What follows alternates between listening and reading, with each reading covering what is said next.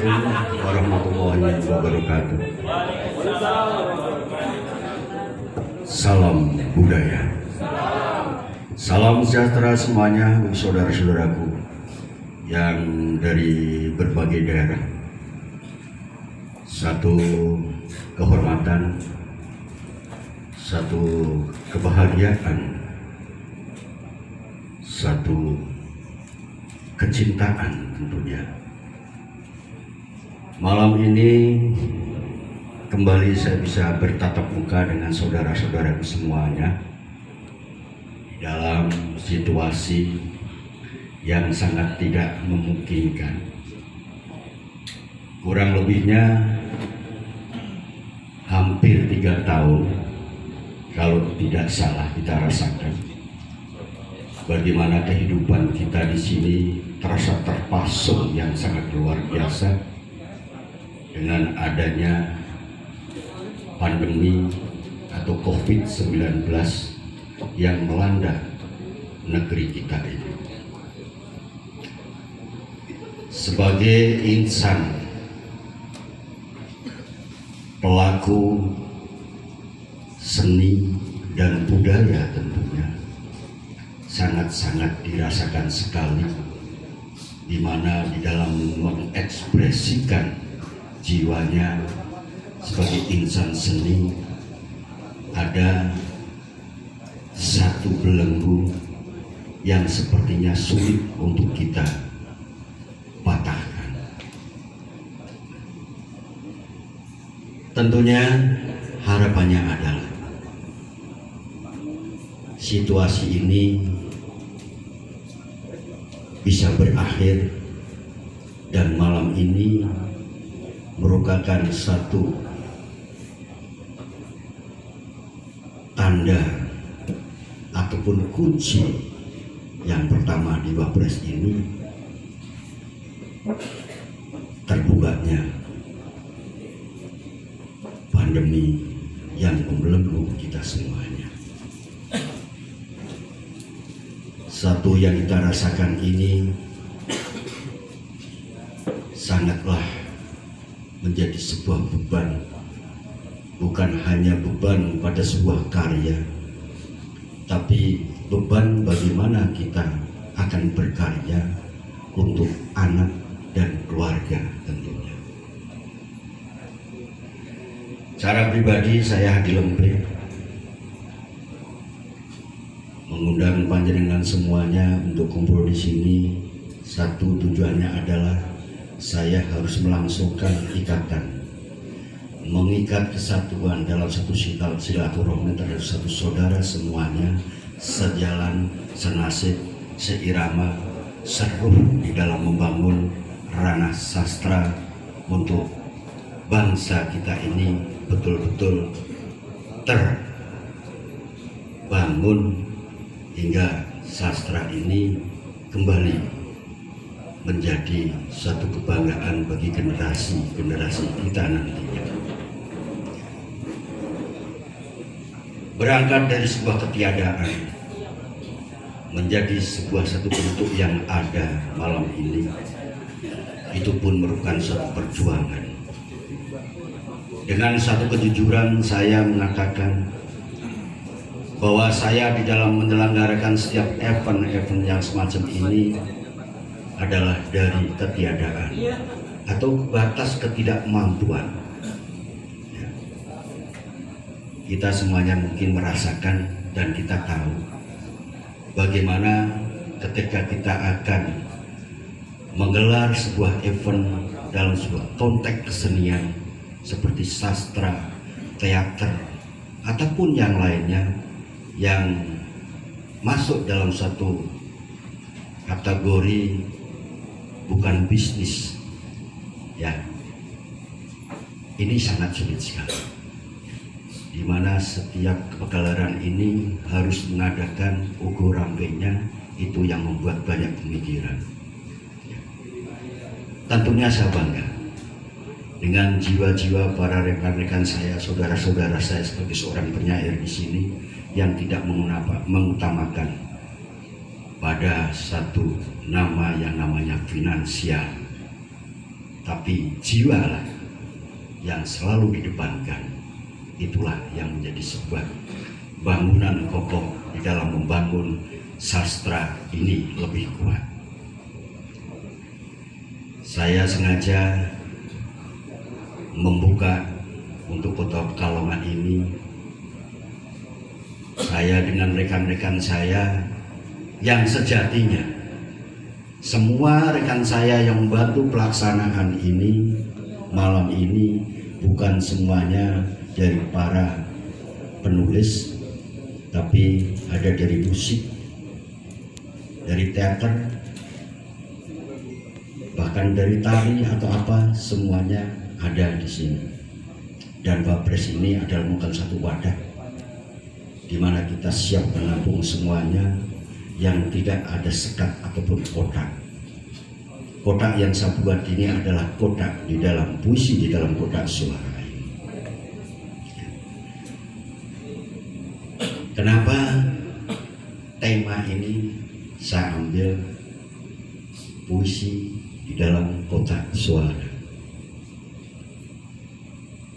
Kita tidak lagi bodoh, kita tidak lagi buta, kita tidak lagi tuli, bahwa setiap 5 tahun sekali kita selalu mendengarkan adanya suara-suara tentang kotak suara, tentang pemilihan pemilu dan sebagainya.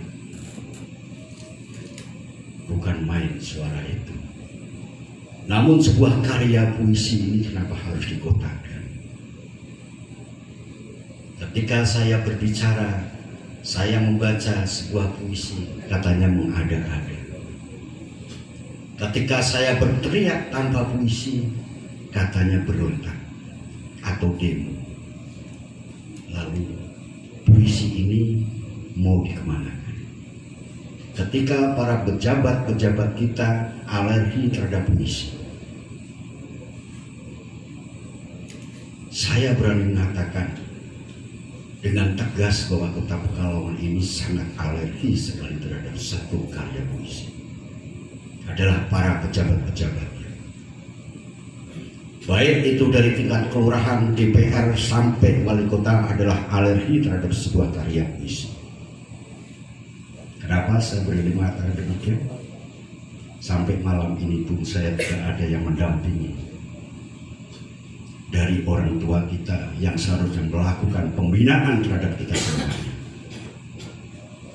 Saya nekat sebagai pelaku seni tidak butuh dengan meminta-minta atau meraba-raba, apalagi memelas. Saya tidak butuh.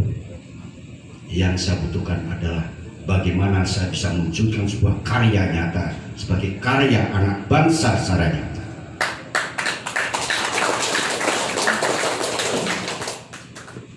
Itu tujuan saya. Maka dengan kotak suara ini, puisi harus bersuara seperti apa adanya, yang tidak dibuat-buat, yang tidak harus mengikuti sebuah sistem. Sistem dalam puisi adalah sistem yang ada dalam satu batin jiwa kita sendiri sebagai seorang penulis. Sistem yang tidak bisa dibelokkan oleh satu sistem yang dibuat oleh orang-orang yang di sana. Itu yang saya harapkan. Jadi saya juga memberikan suatu apresiasi ini kepada rekan-rekan di sini. Jangan pernah takut di dalam menyelenggarakan sebuah event semacam ini ketika terbentur pada sebuah kata dananya tidak ada. Dana nomor 2, jiwa, kemauan, itulah yang harus kita lakukan. Ya, insya Allah dengan bismillah apapun kita akan bisa jalan. Yakinkan itu. Ya. Jadi dengan satu susah payah saya bangun bertahun-tahun, setiap tahun saya lakukan semacam ini. Kesedihan yang saya rasakan sampai saat ini, saya membangun di Kota Pekalongan semenjak saya pulang ke Kota Pekalongan. saya membangun sebuah kesenian yang ada di Pekalongan, dari mulai teater, sastra dan sebagainya. Teater, saya banyak membangun kandidat-kandidat teater yang ada di Kota Pekalongan. Saya sudah banyak melahirkan. Semua embrio teater itu adalah saya. Saya berani mengatakan itu. Namun mereka banyak meninggalkan sebuah terahnya. Saya pun tidak merasa sakit hati. Jago, saya bangga. Berarti mereka yang pernah mengenyam ilmu saya, mereka sudah mampu. Itu adalah menjadikan kebanggaan saya. Berarti saya sampai di dalam memberikan sebuah ilmu. Begitu Pak Profesor. Ya, saya tidak yang merasa sakit hati. Ya. Gitu. Di Kota Pekalongan adalah sebuah sejarah yang tidak bisa dilupakan.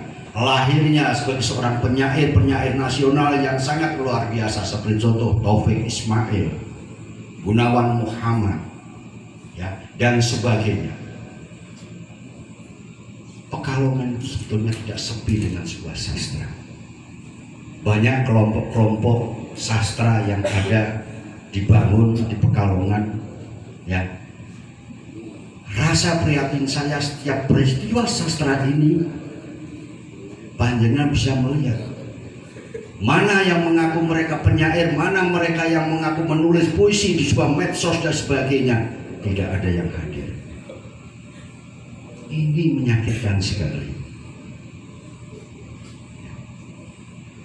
Di luar bicara tentang sebuah hati, tentang sebuah soul sastra, tentang budaya. Tapi begitu daerahnya sendiri mengadakan budaya semacam ini, gengsi yang hadir. Karena sudah mengangkat dirinya itu yang sangat luar biasa sekali. Satu hal ingin menyatukan, itu yang sangat sulit kita Pekalongan. Saya berkutat dalam dunia seni teater sastra sepertinya itu single veteran. Dan saya lakukan, saya berani. Saya tidak pernah terbegal di dalam setiap menyelenggarakan sebuah event semacam ini. Karena saya punya keyakinan maju, tetap maju. Dan saya meskipun tidak berhasil secara ubah, tapi paling tidak sukses saya menyelenggarakan itu terwujud. Itu sebagai suatu gambaran di kota saya, ya. Sampai saya berani menantang Monsieur. Ketika saya dihadapkan pada sebuah pertanyaan, kalau mau masuk dalam satu kelembagaan kesenian di Pekalongan, syaratnya adalah punya tidak akses seni di luar. Saya ditantang semacam itu. Dan saya mengatakan saya tidak punya jaringan kesenian di luar. Saya berkesenian diakui oleh satu gang saya, satu RT saja sudah bangga. Apalagi memiliki jaringan, itu sangat luar biasa sekali. Ya. Sehingga karena saya juga tidak ada ambisi untuk memasuki pada sebuah kelembagaan, ya, yang sepertinya menjadi satu hudun semat saja, ya, yang orang mecah-mecah, tapi ya Pak Tito ya masih mending manuke masa itu, ya, ngoceh terus payu regani larang ya Mas ya. Inilah. Dan saya mengatakan, saya berkesenian tidak butuh adanya sebuah dewan kesenian. Karena saya pelaku, saya punya karya. Dan saya mampu membuktikan sebuah karya saya. Tapi, mampukah dewan kesenian berkarya seperti saya sebagai pelaku kesenian? Tidak ada yang bisa menjawab. Saya tidak memiliki jaringan ketika saya tunjukkan, ini saya dapat undangan dan ini tiket saya ke Malaysia. Atau tulis di Facebook, tokoh sastra teater Kota Pekalongan siapa? Jangan akomodir komen-komen dari orang lingkup Pekalongan. Wadahi nek ono sing luar kota komen. Nek Hadi Lembe bukan siapa-siapa. Ya maaf, ini sebuah ungkapan bukan berarti saya mau dinilai sombong, itu bukan ya, atau saya mau saja terserah, mau dinilai sombong terserah, tapi saya yakin dan saya bisa membuktikan bahwa saya banyak menciptakan embrio melahirkan semua generasi berkesenian di Kota Pekalongan. Dengan ini saya punya keberanian. Saya kira itu saudara-saudara saya, ketika kita mau maju di dalam membangun sebuah kesepakatan dalam suatu kesatuan berkesenian semacam ini, mari kita jangan terpaku pada satu orang, tapi sahabat kita yang banyak memberikan ini yang menjadikan suatu dorongan kita. Kita tidak perlu dengan kesebelahan yang jauh yang akan support kita, itu yang menjadikan sebuah perhitungan bagi kita. Termasuk di Wapres ini. Ini adalah bangunan yang bisa membuktikan tidak pernah goyah dengan suatu timpan.